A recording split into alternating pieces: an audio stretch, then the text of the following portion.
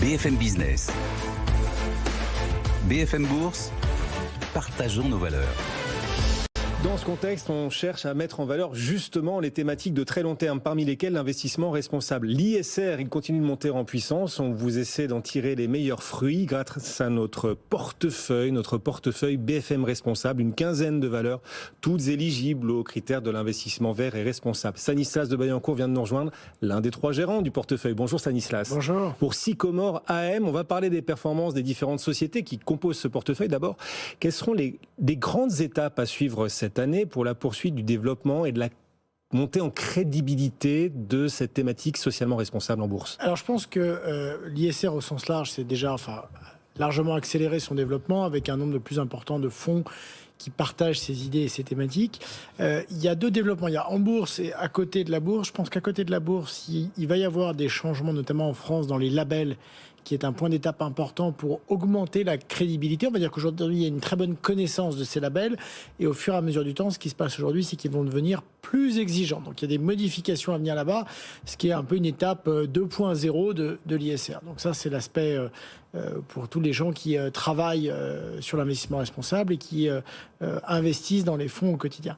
Sur l'aspect marché, le grand changement de 2021, c'est de voir arriver cette problématique pour toutes les sociétés, de voir certaines sociétés dans le secteur qui n'étaient pas tellement concernées parce que plutôt non éligibles ou exclues l'ISR, par exemple les sociétés pétrolières comme Total, qui ont fait un peu un aggiornamento de leur stratégie et qui aujourd'hui essayent de se mettre en transformation ou en transition pour aller demain, même si ça prend plusieurs années, voire des dizaines d'années, vers des stratégies et devenir beaucoup plus éligibles aux investisseurs ISR.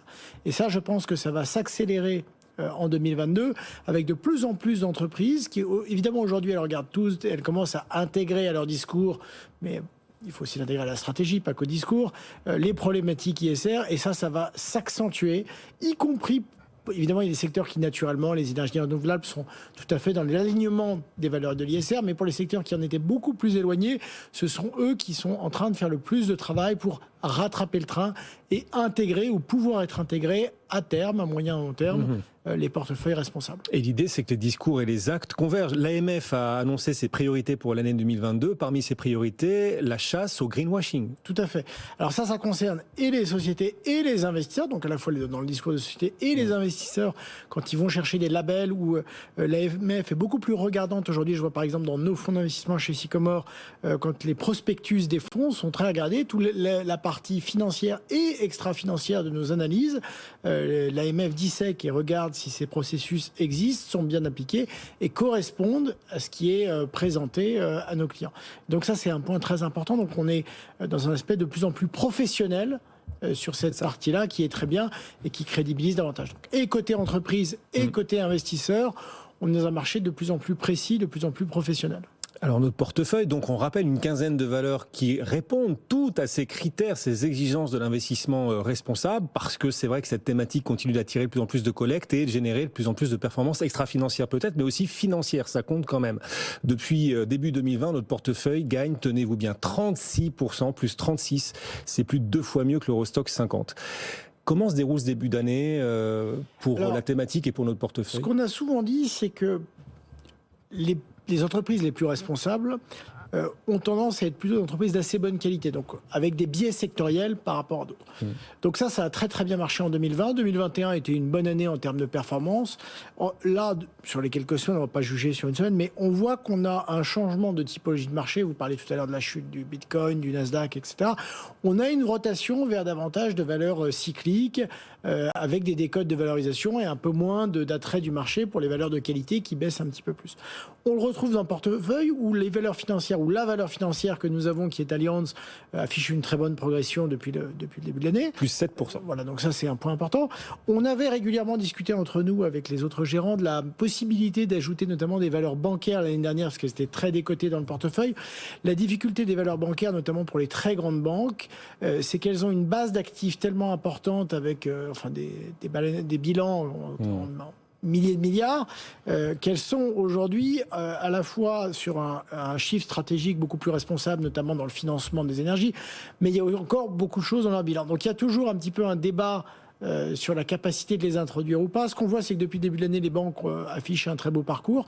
Donc ça, c'est un point intéressant. C'est vrai. Des stratégies plus alignées, mais on ne les a pas encore mises dans le portefeuille responsable. Voilà, vous ne cédez pas à toutes les sirènes, vous gardez votre cap ISR, la performance extra-financière compte autant que la performance financière, et vous dites sur le secteur bancaire, tout n'est pas encore suffisamment clean dans leurs activités, vous êtes extrêmement sélectif. C'est également un secteur en transformation, si on regarde depuis 5-6 ans, dans le choix des projets qu'ils font, de plus en plus de projets ne sont plus financés par les banques. Donc on a une transformation.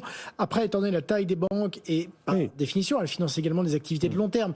Donc leur dynamique est assez positive dans le choix des activités ou des financements qu'ils font, mais il y a également un peu d'effet de stock. Il y a toujours parfois des petites, sur l'aspect fiscal de leurs clients, des questions qui peuvent se poser par le passé, même si ça évolue. Et donc on est vigilant sur ces points-là. Bon. Allianz, en tout cas, dans le secteur financier, fait partie de cette sélection, ce portefeuille BFM responsable. Et depuis le début de l'année, depuis une semaine, ce titre a gagné un peu plus de 7%. Michelin aussi dans notre portefeuille, plus 6,5% depuis le début de l'année. Saint-Gobain, plus 5 également la semaine dernière. Ça, c'est la reprise cyclique. On le sait, le challenge pour 2022, c'est pas un challenge comme de 2010 à 2015 d'avoir des carnets de commandes ou de la croissance. La demande est là pour Saint-Gobain ou pour Michelin. La question, c'est de réussir à bien tenir ses marges dans un contexte inflationniste et d'inflation des coûts.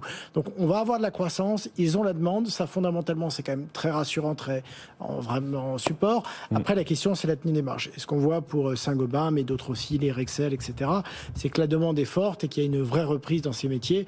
On l'a également pour Michelin dans la catégorie des premiums sur le pneumatique. On rappelle aussi l'intégration il y a quelques jours d'un nouveau venu, Saint-Gobain justement, dont on parlait, qui a été intégré il y a à peine une semaine dans le portefeuille, et puis Capgemini aussi intégré fin 2021. Du côté des perdants du portefeuille, là, sur les premières séances de l'année, enfin, c'est dans la continuité de 2021. HelloFresh qui a encore perdu la semaine dernière 12% et qui sur un an perd plus de 20%. Est-ce qu'on regrette d'avoir intégré HelloFresh au portefeuille BFM? Alors HelloFresh, donc pour rappeler le métier de cette entreprise, c'est de livrer de la nourriture assez saine, à cuisiner, donc non transformée, aux particuliers sous forme de panier pour pas qu'il y ait de pertes, peu de déchets. Donc c'est très responsable et dans le métier et dans les produits que ça génère. L'économie circulaire, la proximité. Exactement. La seule chose, c'est que c'est quand même très lié, en tout cas dans la perception de marché, à l'aspect Covid. Or, même si dans la faire réalité, à manger chez soi, c'était bien quand on sortait plus au restaurant, exactement. Mais on ressort et au même restaurant. si dans la réalité, on a aujourd'hui des tests qui sont positifs avec des chiffres pics dans un certain nombre de pays d'Europe, la perception, en tout cas la croyance de marché aujourd'hui, c'est de dire voilà, le Covid, on est en train, peut-être qu'Omicron représente la dernière grande vague de variants. En tout cas, c'est la vue des marchés.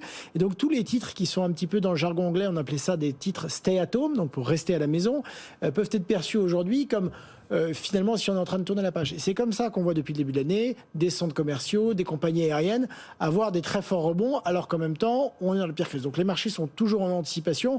Est-ce qu'ils ont raison, est-ce qu'ils ont tort? Je pense que le trend de davantage cuisiner des produits plus sains à domicile est une vraie tendance de long terme pour HelloFresh qui est importante. On garde HelloFresh dans notre portefeuille. Tout à fait, on garde HelloFresh dans le portefeuille. Stanislas de Bayancourt, beaucoup d'autres valeurs présentes dans ce portefeuille que vous pouvez retrouver sur notre site bfmbusiness.com. Stanislas de Bayancourt pour Sycomore AM nous accompagne, un des trois gérants, aux côtés de Frédéric Rosier pour Mirabeau France et Guillaume Chalouin pour Mescart. Merci Stanislas d'être passé nous voir. Dans un instant, on sera à New York en direct. On va parler aussi des crypto-monnaies. Le cours du Bitcoin passé tout à l'heure sous les 40 000 $, l'Ether sous les 3 000 $. Depuis, on est repassé légèrement au-dessus de ces niveaux. André Atwini va nous dire quel potentiel technique attend ces différentes crypto-monnaies. Et puis à Paris, le CAC 40 lui perd 1,3%. Difficile ce début de semaine. On s'en reparle dans un instant. À tout de suite.